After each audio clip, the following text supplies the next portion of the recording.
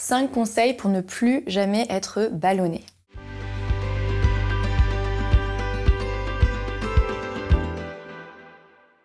Je m'appelle Alexia Cornu, je suis coach et experte en physiologie de la femme. J'accompagne à la fois sur la partie sportive, nutritionnelle, mais également le bien-être. Aujourd'hui, on va parler des ballonnements. Ça peut vraiment nous pourrir littéralement la vie quand on a le ventre qui est gonflé. Et dans cette vidéo, je vais te partager 5 conseils que tu peux mettre en place dès aujourd'hui pour ne plus être ballonné. Le premier conseil, ça va être la mastication. Le fait de manger doucement et de prendre le temps de mastiquer chaque bouchée va être pré-digestif, puisque la salive a des enzymes qui permettent de prédigérer les aliments. Ce qui fait que quand ils arrivent au niveau du bol alimentaire et qu'ils sont digérés, eh bien, c'est beaucoup plus facile et donc tu risques d'avoir beaucoup moins de douleur au niveau du ventre par rapport à si tu manges très vite en engloutissant les aliments, où là, pour le coup, tu risques d'avoir un gros travail qui va se faire au niveau du bol alimentaire et donc des douleurs, des gonflements et donc des ballonnements. Donc ça, c'est vraiment très important. En plus, les saveurs sont au niveau du palais et de la langue, donc au niveau de la bouche, et donc quand tu avales rapidement, finalement tu n'as aucun plaisir à manger, la dégustation se passe vraiment en bouche, donc ça te permettra de rajouter en plus du plaisir au moment de ton repas. Le deuxième conseil, ça va être de diminuer les produits laitiers. On en a en général beaucoup trop dans notre alimentation et donc l'idée c'est pas de les supprimer mais de ne pas dépasser un produit laitier maximum par jour, donc 7 en moyenne par semaine. Dans les produits laitiers, j'inclus le lait bien sûr, mais aussi les yaourts, le fromage, le beurre, la crème et les glaces.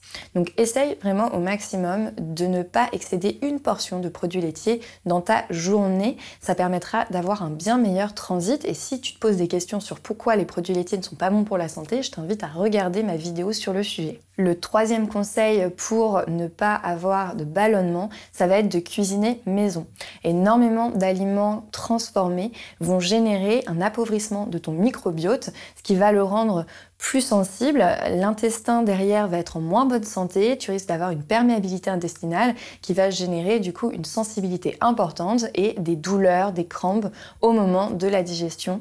Donc essaye au maximum de cuisiner maison des aliments qui sont vrais, les moins transformés possibles, puisque l'aliment quand il est dans sa version d'origine est beaucoup plus nutritif et en plus de ça il a plus de fibres, ces fibres qui vont permettre de nourrir du coup tes intestins et ton microbiote pour apporter de bonnes bactéries qui amélioreront la digestion.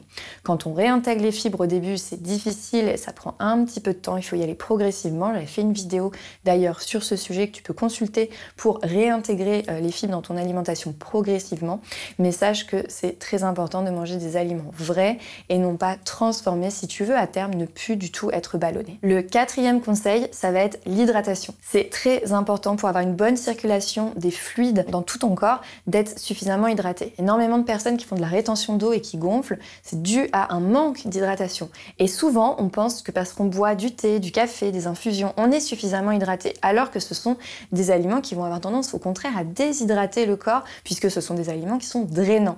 Donc rien ne remplace l'eau plate, sans saveur, donc c'est important d'avoir au minimum 1,5 litre d'eau par jour. En plus de ces 1,5 litre, tu peux, si tu veux, rajouter des infusions, du thé, du café, etc.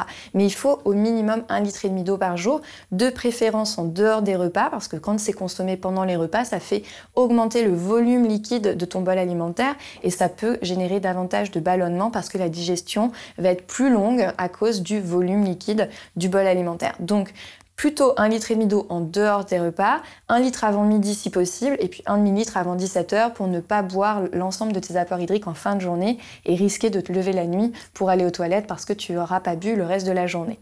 Cette hydratation, elle est essentielle pour être beaucoup moins ballonné, donc je t'invite vraiment à le faire dès aujourd'hui. Enfin, le cinquième et dernier conseil, ça va être les vêtements. Le fait de porter des vêtements qui sont serrés, souvent on pense que vu que c'est gainant, c'est bien, ça permet d'être moins ballonné et c'est tout l'inverse qui se produit. Ces vêtements qui sont serrés au niveau du ventre coupent la bonne circulation des fluides, permettent pas de respirer correctement et donc le manque d'oxygénation et le manque de circulation sanguine fait que en fin de journée, le ventre explose et donc il est beaucoup plus gonflé et ballonné à cause d'un manque de circulation et un manque d'oxygénation. Donc attention aux vêtements serrés, que tu puisses porter des jeans ou des collants gainants lors d'une soirée, il n'y a pas de problème, mais ça ne doit pas être ta tenue de tous les jours. De plus, quand on est dans des vêtements serrés, les abdominaux se relâchent sur les vêtements et donc on perd en tonicité abdominale. Donc c'est vraiment important de garder des vêtements amples au quotidien qui ne soient pas trop serrés pour permettre du coup de garder un ventre en bonne santé. N'oublie pas de t'abonner à la chaîne et je te dis à très vite.